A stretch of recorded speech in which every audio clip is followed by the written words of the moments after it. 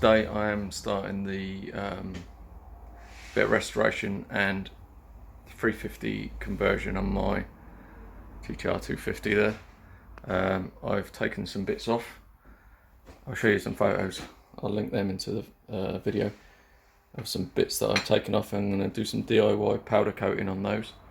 I've got the head for the 350 and that's raw at the moment, a raw cast, so I'm going to put some powder coat on that as well to give it some protection. Show you the progress on that as I go.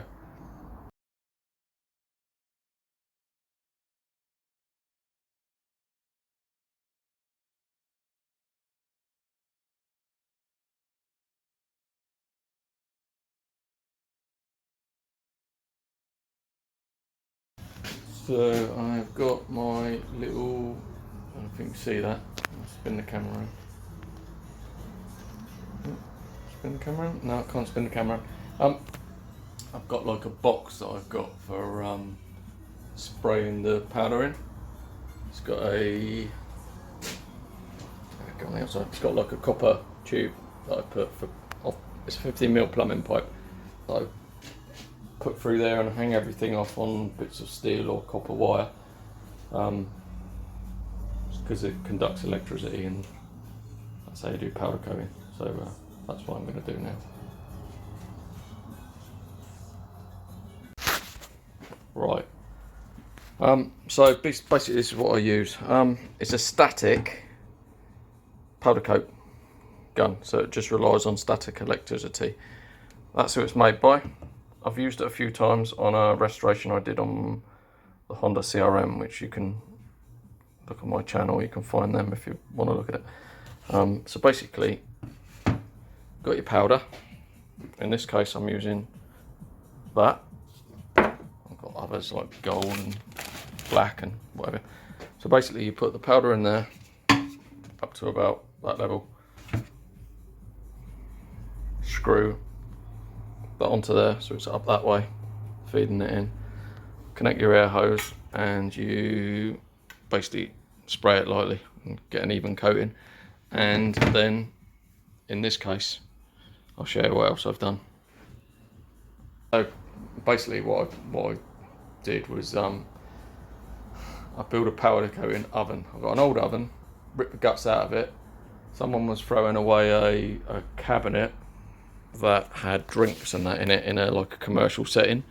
So I took the doors off, took the glass out, replaced the glass with steel, took all the insulation out, which was polystyrene. I put rock wool type insulation in there, and it's only basic, but it works. So there's the controls from an oven that I put on there, and that's it. So you've just got an oven element in there. You've got something to, a rack on the top there to hang stuff off, and that's it. And you just cure it inside that. Simple as that. I just put a lock on there to shut the doors, and that's it. Simple. Right, I'll try and do this one-handed. I'm holding my phone video. So basically that's it. It's a static line there that I've connected. Can you see it? There you go. Up onto the copper. And you get the gun and you go, it's just hard, hold on.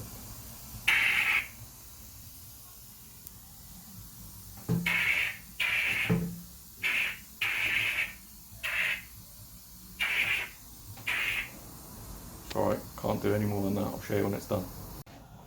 Bit of toast. Now time for the cylinder head. Oh, a bit more complicated, harder to stick to, because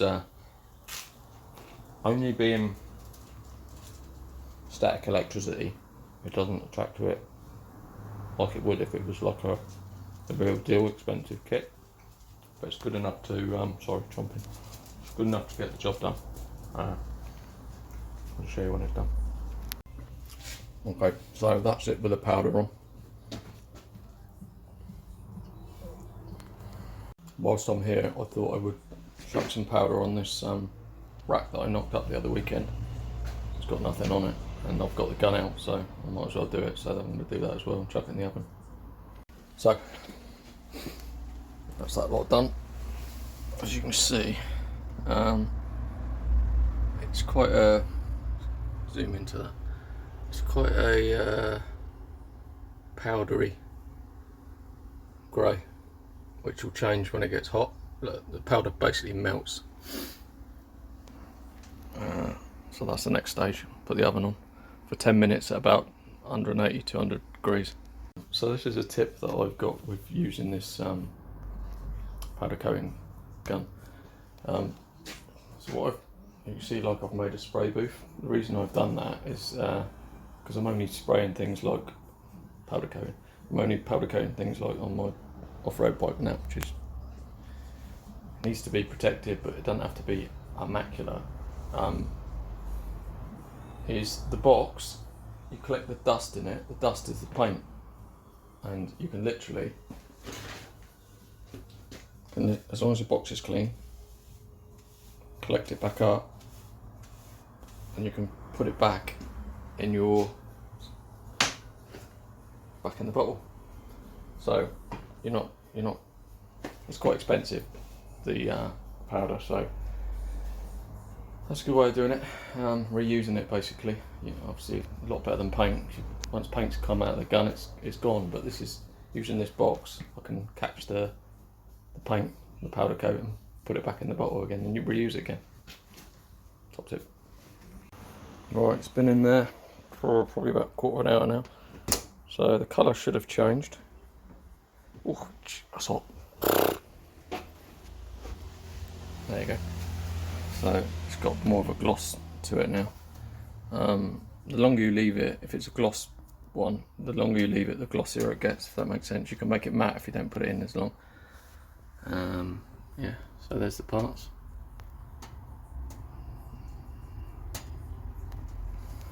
As you can see, I took the tape off before I put it in there, because it basically melts the glue, and then it's a nightmare to get off. So if you can get it off beforehand, it just saves you a job.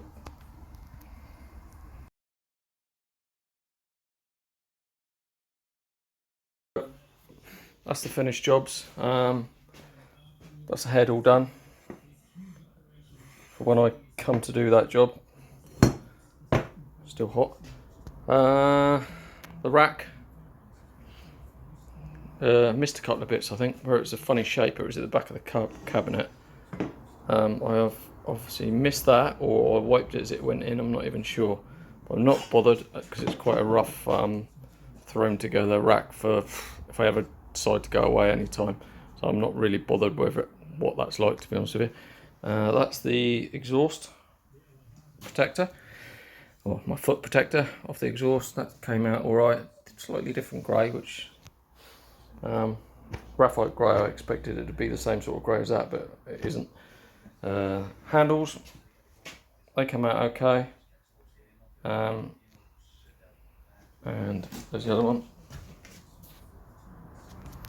I know the bike's a bit shitty looking, a bit rusty, but it's an ongoing project, so I'll just do it as I go.